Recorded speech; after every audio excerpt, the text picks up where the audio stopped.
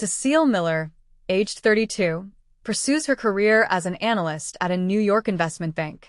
Outwardly, her life may appear flawless with a steady job, cozy apartment, and a supportive husband.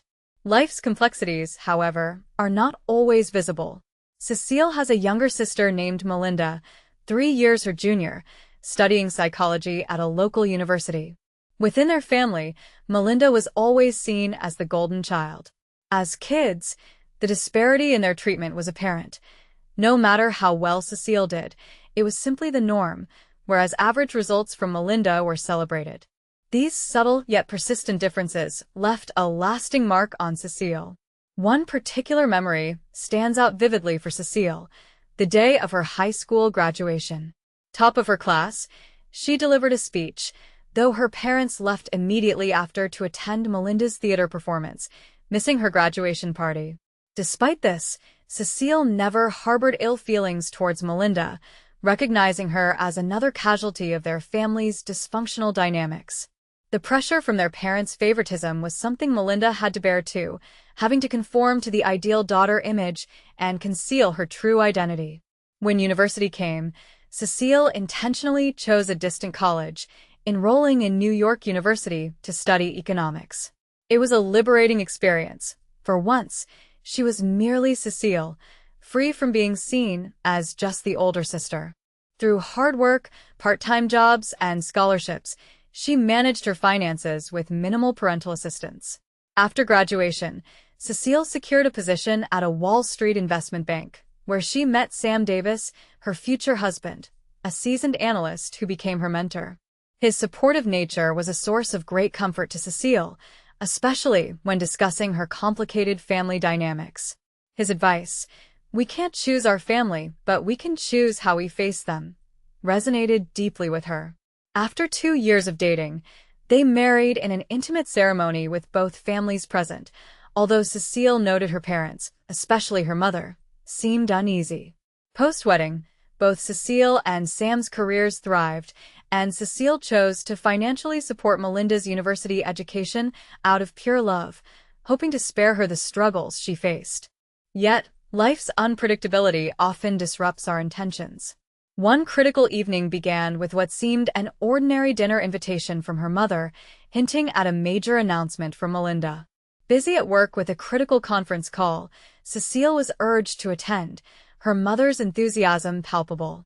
Though hesitant, she prioritized the family gathering, mindful of avoiding months of passive-aggressive behavior from her mother. As her mother revealed their father would come early, she inquired if Sam would join. They confirmed with a warm smile. Cecile finished work early, dressed smartly, and alongside Sam, prepared for another saga of Melinda's achievements with acceptance. Arriving punctually at her parents' house that evening, Cecile braced for what lay ahead. As she opened the door, the sounds of laughter and conversation floated out from the living room where Melinda and my parents were already gathered. Melinda greeted us, her captivating smile as charming as ever. She had grown into a stunning woman with long black hair and beautifully defined features. Her presence was magnetic, making it easy to see why she was popular at the university. "Cecile," Melinda exclaimed, springing to her feet and wrapping her arms around me tightly, the scent of her expensive perfume enveloping me. "We've been waiting for you." My mother soon appeared from the kitchen, wearing a smile that could have been either for me or Melinda. "Everyone, come have a seat," she invited, gesturing toward the array of food on the table. We followed her lead and settled in our seats. As per usual, my father was at the head of the table, hidden behind his newspaper, only offering a small nod of acknowledgement. As the meal began, Melinda took a deep breath and dropped her announcement like a bombshell. "I'm pregnant." I halted, my fork suspended in midair. Melinda was just in her second year of university.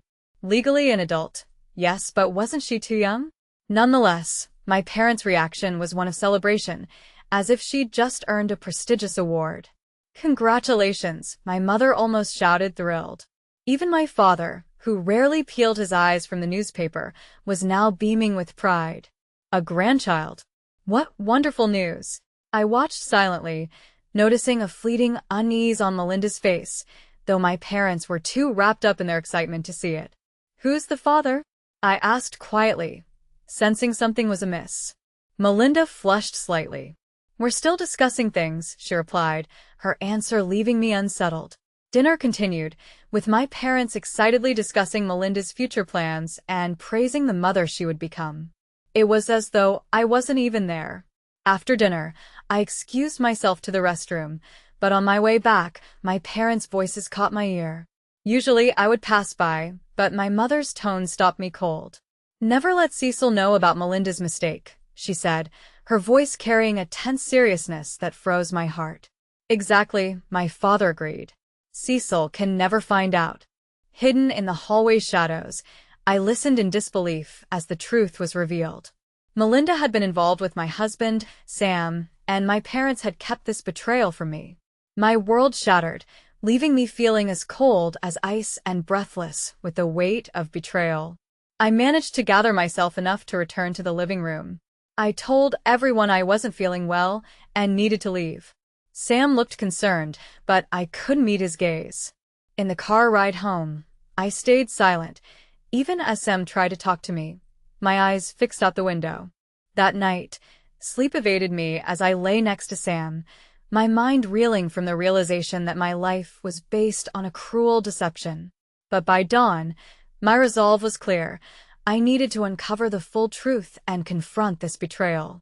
Waking early at 5 a.m., I quietly slipped out of bed and headed to the living room.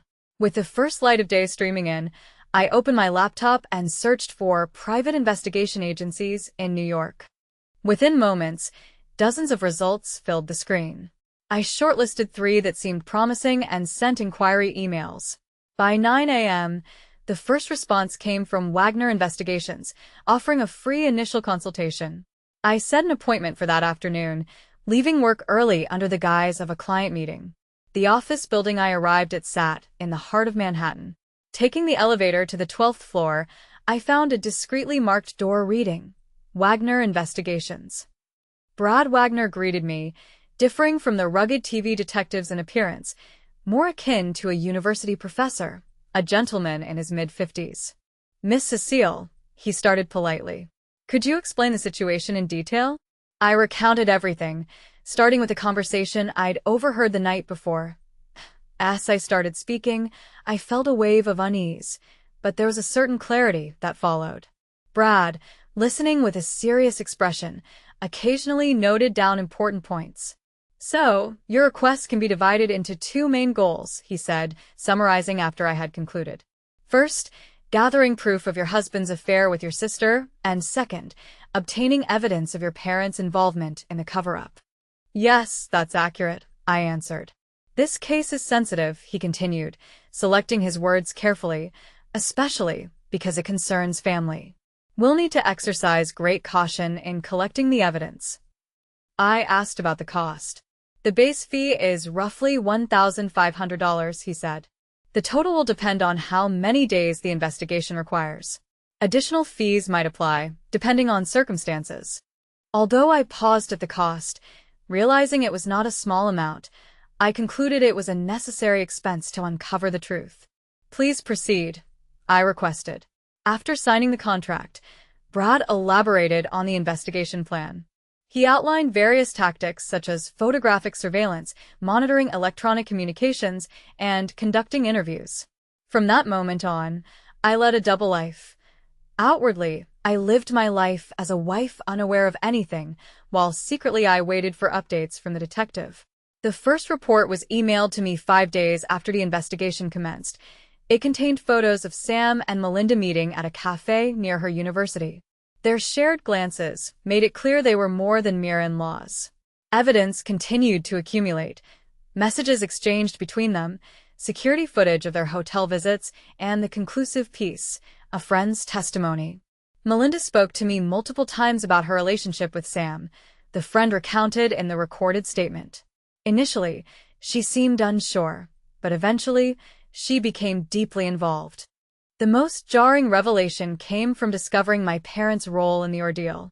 Messages exchanged with Melinda revealed their plans to hide the affair from me.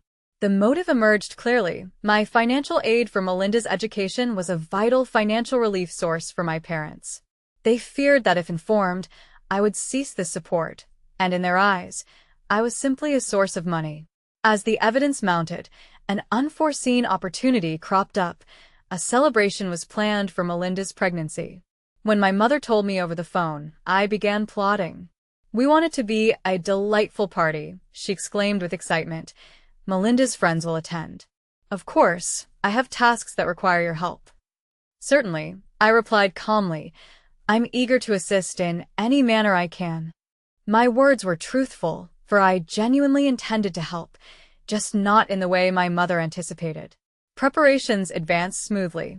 The venue was my parents' house, scheduled for Saturday at 2 p.m. Approximately 30 guests, including relatives and Melinda's close friends, were invited. My mother precisely orchestrated the details. Outwardly, I acted the devoted elder sister role, aiding in decorating, organizing catering, and dispatching invitations. I ensured my mother's expectations were met at each step. Meanwhile, more evidence arrived from the detective. Most fascinating were text messages exchanged between Melinda and my parents. They were coordinating strategies concerning me. "We can't let Cecile find out." One message read from my mother to Melinda: "She's covering your tuition. If she stops due to this, we'll be in significant trouble." Reading that dissolved any residual doubts within me.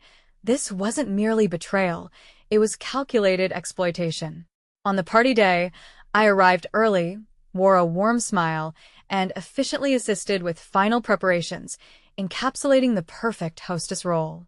"Cecile, thank you so much," my mother said, wrapping her arm around my shoulder with gratitude. "I don't know what I'd do without you." Her words no longer warmed my heart. Instead, they fueled my steely resolve. The party commenced at 2 p.m. Guests arrived one after another, filling the room with joyful chatter.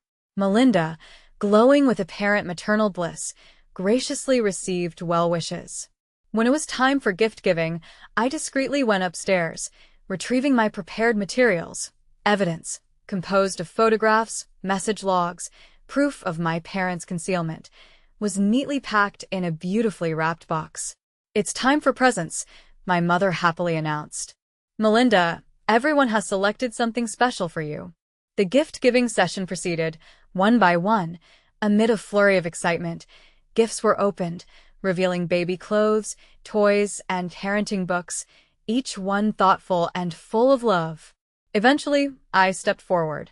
"This is my gift to you, Melinda," I stated calmly. "It is prepared with special significance."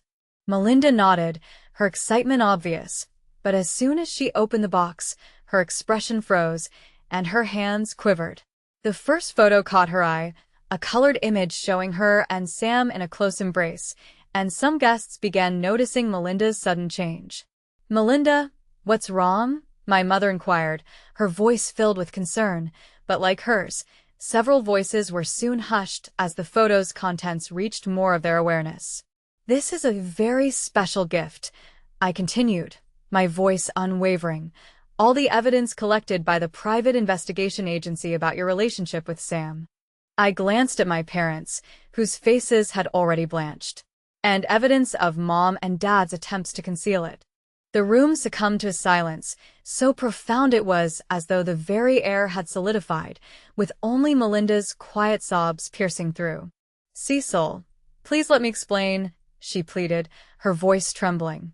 "Explain?" I asked, keeping my emotions composed.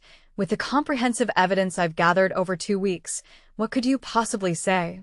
Sam stood motionless, his face devoid of color, lips trembling slightly.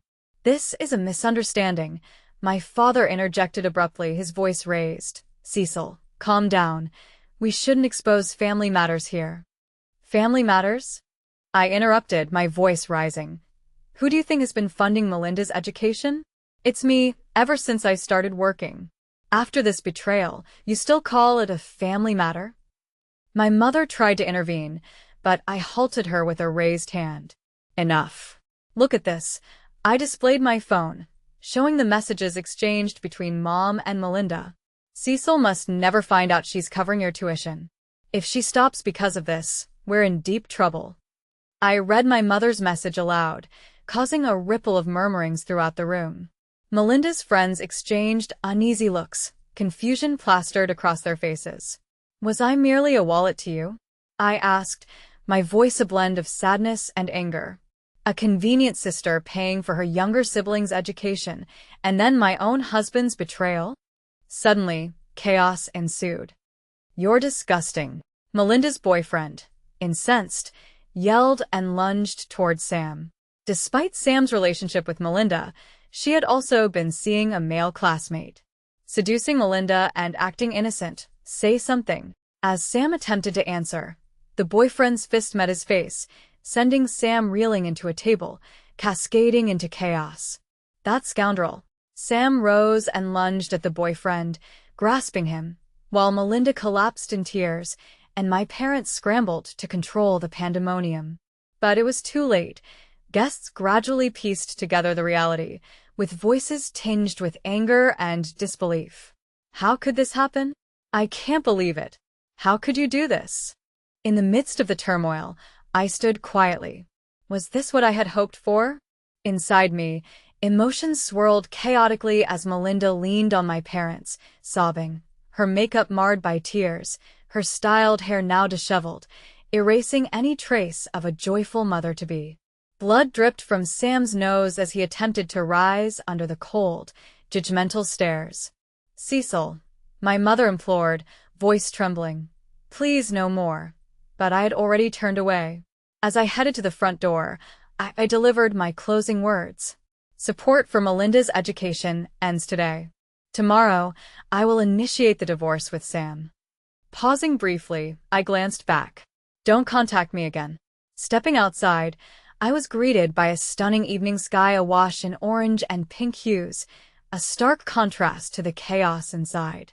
Yet the noise still emanating from the house bore testament to the grim reality. Entering my car, I exhaled deeply before igniting the engine. It was over. No, this was merely the start.